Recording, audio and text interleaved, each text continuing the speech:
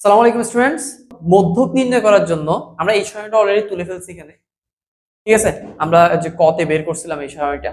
So মধ্যক নির্ণয় করার জন্য আমাদের এই তিনটা ছক লাগবে, এই ছকটা লাগবে। শ্রেণীব্যাপ্তি, গণসংখ্যা। গণসংখ্যাগুলো অলরেডি আমরা লেখা আছে, আমরা দেখে দেখে লিখে ফেলবো। 4 3 5 5 5 4 4। আমাদেরকে ক্রমযোজিত গণসংখ্যা বের করতে হবে। এই কোশ্চেনটাও আমাদের মাঝে মধ্যে কতে আসে, এই ছকটা, যে ক্রমযোজিত গণসংখ্যা নির্ণয় করো। সো আমরা কিভাবে করব ক্রমযোজিত গণসংখ্যা?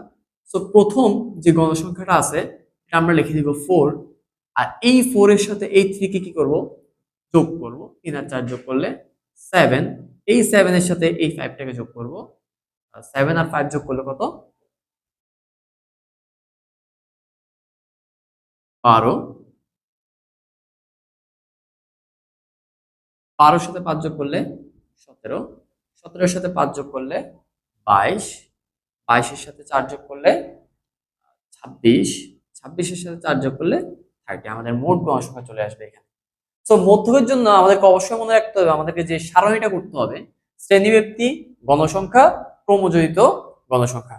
অবশ্যই আমাদেরকে এই সারণীটা কি করতে হবে, অবশ্যই মেমোরাইজ করতে হবে। যে মধ্যক নির্ণয়ের জন্য, কাকে নির্ণয়ের জন্য, মধ্যক নির্ণয়ের জন্য আমাদেরকে সারণী করতে হবে শ্রেণীব্যাপ্তি, গণসংখ্যা, ক্রমযোজিত গণসংখ্যা। এবার আমাদেরকে মধ্যকের সূত্র বসাইতে হবে। মধ্যক, মধ্যক is equal L plus n divide 2 minus fc into h divide fm। এখন আমাদের সবচেয়ে বড় সমস্যা হচ্ছে এই কোনটার মানে কি, কোনটার মানে কি। চলো আমরা দেখি ফেলি কোনটার মানে কি। l is equal to, আর কি লাগবে, n divide 2 is equal to fc is equal to h is equal to, and পাশে লিখি আমরা fm is equal to। তো আমরা প্রত্যেকটার মান বসাবো।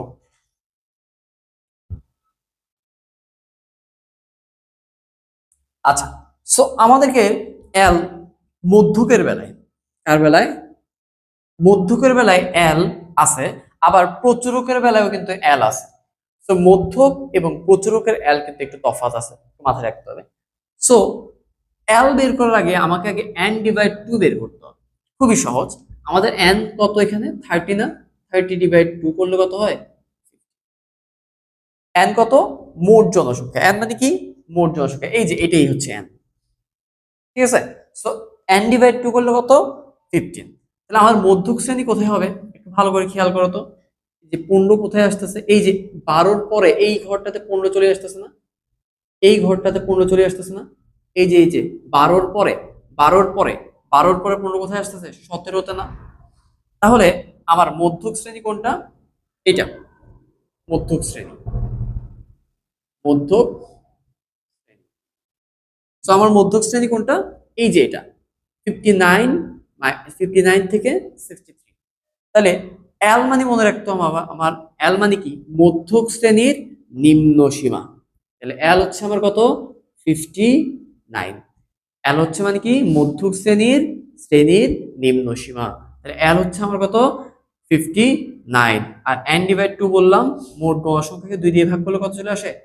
15 চলে আসে।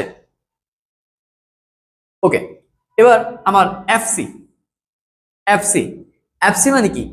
এফসি মানে হচ্ছে মধ্যক শ্রেণীর পূর্বের শ্রেণীর, মধ্যক শ্রেণীর পূর্বের শ্রেণীর ক্রমযোজিত। মধ্যক শ্রেণীর পূর্বের শ্রেণীর ক্রমযোজিত কত? 12। মধ্যক শ্রেণীর পূর্বের শ্রেণীর ক্রমযোজিত হচ্ছে এফসি 12। আর এফএম হচ্ছে মধ্যক শ্রেণীর, আমাকে অবশ্যই মধ্যক শ্রেণীটা ভালো করে বুঝতে হবে। মধ্যক শ্রেণীর, মধ্যক শ্রেণীর, মধ্যক শ্রেণীর গণসংখ্যা। তাহলে মধ্যক শ্রেণীর গণসংখ্যা কত? 5। আর এইচ, এইচ মানে হচ্ছে শ্রেণী ব্যক্তি। এইচ মানে কি? শ্রেণী ব্যক্তি। তাহলে আমার শ্রেণী ব্যক্তি কত? আমরা কতে করছিলাম, আমরা কতে করছিলাম, আমার শ্রেণী ব্যক্তি ছিল 5। সো আমার প্রত্যেকটা মান বের হয়ে গেছে, মানে আমরা বের করছি। এখন আমরা সূত্রে শুধু কি বসাবো? মানগুলো বসাবো। এল, এল হচ্ছে কত? 59 প্লাস এন ডিভাইড 2 হচ্ছে কত? 15 মাইনাস এফসি হচ্ছে কত? 12 ইন্টু এইচ, এইচ হচ্ছে কত আমার? 5, আর এফএম হচ্ছে 5। ওকে। ওকে, বাকিটা আমরা শুধু ক্যালকুলেশন করবো এবার। এখন ক্যালকুলেশনে অনেকে ভুল করে, ক্যালকুলেশনে আমি আগে ব্র্যাকেটের কাজটা করব, ব্র্যাকেটের ভিতরের কাজটা করব। কিসের কাজ? ব্র্যাকেটের ভিতরের কাজ। ওকে, 15 থেকে 12 গেলে কত থাকে? 3 ইন্টু 5 কে 5 দিয়ে যদি কেটে ফেলি 5 1, তাহলে গুণের কাজ আগে নাকি যোগের কাজ আগে? অবশ্যই গুণের কাজ আমাকে আগে করতে হবে। 3 একে 3, 3 একে 3, সো 59 প্লাস 3, 59 এর সাথে যদি আমি 3 যোগ করি তাহলে কত হয়? 59 60 61 62, সো আমার মধ্যক কত? 62। এই হচ্ছে আমাদের মধ্যক।